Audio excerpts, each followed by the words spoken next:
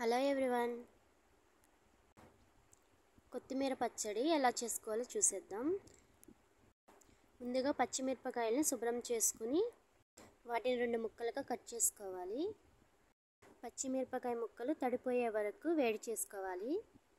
తర్వాత కొంచెం నూనె పోసుకొని నూనెలో వేపుకోవాలి. పచ్చిమిరపకాయలు తడిగా ఉన్నప్పుడు ఆయిల్ పోస్తే చిటపటమంట పైకి లేస్తాయండి. కాబట్టి తడి మొత్తం పోయినాకే నూనె పోసుకొని వాటిని ఇలా వేపుకోవాలి. ఇప్పుడు కొంచెం చింతపండు వేసి దోరగా వేయించుకోవాలి. ఇలా వేగిపోయాక వాటిని సెపరేట్ చేసుకోవాలి. ఫ్రెష్ కొత్తిమీర అయినా తీసుకోవచ్చండి, లేదంటే మనం సంతలో తెచ్చుకొని వాటిని కట్ చేసుకుని ఫ్రిడ్జ్లో పెట్టుకుంటాం కదా, అదైనా చేసుకోవచ్చు. ఇప్పుడు టమాటాలు 4 ముక్కలుగా కట్ చేసుకున్నానండి. కొత్తిమీర అయితే నేను లాస్ట్ వీక్ సంతలో తెచ్చింది కట్ చేసుకుని పెట్టుకున్నానండి, అది తీసుకున్నాను. అందుకే కొంచెం కలర్ చేంజ్ అయ్యింది, కానీ చాలా ఫ్రెష్గా ఉంది.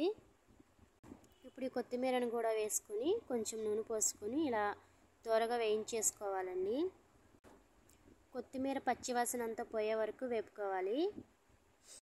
పచ్చడి టేస్ట్ అయితే చాలా బాగుంటుందండి, ఒకసారి ట్రై చేయండి. కొత్తిమీరని కూడా ఇలా వేయించేసుకున్నాక దాన్ని కూడా సెపరేట్ చేసేసుకోవాలి. ఇప్పుడు అందులోనే మళ్ళీ కొంచెం ఆయిల్ పోసి మనం కట్ చేసుకున్న టమాటా ముక్కలు ఉన్నాయి కదండి, వాటిని కూడా వేసుకుని ఇలా వేపేసుకోవాలి. టమాటాలో ఉన్న నీరంతా పోయే వరకు వేపుకోవాలండి. ఇది ఇలా దగ్గర పడాలి.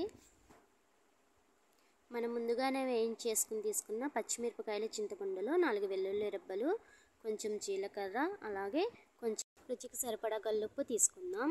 ఇప్పుడు టమాటా ముక్కల్లో కొంచెం కరివేపాకు వేసుకుంటే టేస్ట్ చాలా బాగుంటుందండి. ఆ వేడి ఆవిరికి ఆ కరివేపాకు అంతా మగ్గిపోతుంది టమాటా ముక్కల్లో. ఇప్పుడు మనం తీసుకున్నవన్నీ తీసుకెళ్ళి రోట్లో వేసుకుని దంచేసుకుందాం. చింతపండుని ఇలా పచ్చిమిరపకాయలతో వేపుకోవచ్చండి, లేదంటే టమాటా ముక్కలు వేపుకుంటాం కదండి, అందులో వేసి మగ్గించవచ్చు.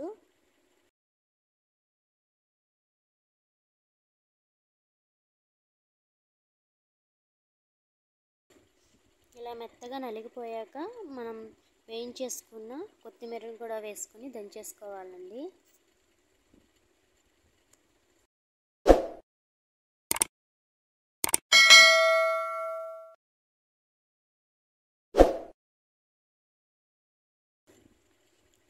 కొత్తిమీర కూడా నలిగిపోయాక మనం వేయించుకున్న టమాటా ముక్కలు వేసుకొని తిప్పుకోవాలండి.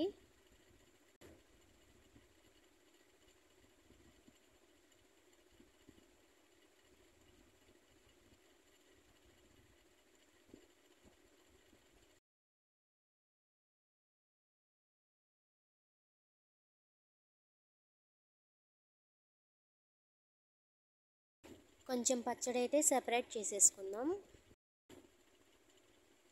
మిగిలిన పచ్చళ్ళలో అయితే ఒక ఉల్లిపాయని చిన్న ముక్కలుగా కట్ చేసుకొని అందులో వేసుకుని కచ్చా పచ్చగా దంచేసుకోవడమేనండి. ఇలా ఉల్లిపాయలు వేసుకుని చేసుకున్న పచ్చడి చాలా బాగుంటుంది. అలాగే ఇందాక సెపరేట్ చేసాం కదండి, అలా నార్మల్గా చేసుకున్నా కూడా చాలా బాగుంటుంది.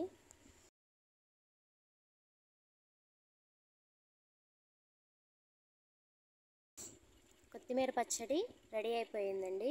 ఒకటేమో ఉల్లిపాయలు వేసి, ఒకటేమో ఉల్లిపాయలు వేయకుండా నార్మల్గా. టేస్ట్ అయితే చాలా బాగుంటుంది, ఒకసారి ట్రై చేయండి. ఇలా రోట్లో చివరగా అన్నం వేసుకొని కలుపుకుని అందులో కొంచెం నెయ్యి వేసుకుని తింటే చాలా బాగుంటుందండి. మా నాన్నమ్మ అయితే చిన్నప్పుడు మాకు ఇలాగే పెట్టేది. మన ఛానల్ని ఎవరైనా ఫస్ట్ టైం చూస్తున్నట్లయితే లైక్ చేయండి, షేర్ చేయండి అండ్ సబ్స్క్రైబ్.